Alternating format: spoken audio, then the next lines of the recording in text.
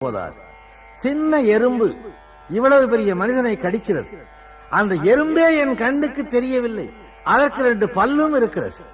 இந்த சிருஷ்டி எப்படி உருவானது, யாராலே உருவாக்கப்பட்டது என்று எண்ணும் போது எனக்கு வியப்பு மேலிடுகிறது. வகை வகையான பூச்சிகள், இவற்றை சிருஷ்டித்தவன் யார்? இதற்கு ஒரு மூலம் இருக்க வேண்டும் அல்லவா? இந்த பூச்சியை உண்டாக்கியது முட்டை, அந்த முட்டையை உண்டாக்கியது இன்னொரு பூச்சி என்று பேசிக்கொண்டே போனால் அந்த முதல் பூச்சியை, அந்த முதல் மூலத்தை உண்டாக்கிய மூலம் எது? அதுதான் ஆதி மூலம் என்றான் இந்து. எல்லா மூலத்திற்கும் மூலமாக முளைத்தெழுந்த விதை அதுதான்.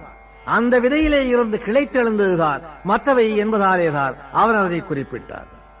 இப்படி எல்லாமே ஆண்டவனுடைய இயக்கம்தான் என்று நம்புகிற இந்து விஞ்ஞானத்தை மறுத்தானா வெறுத்தானா? சொல்லப்போனால் விஞ்ஞானத்தின் அடித்தளமே இந்து மதம்.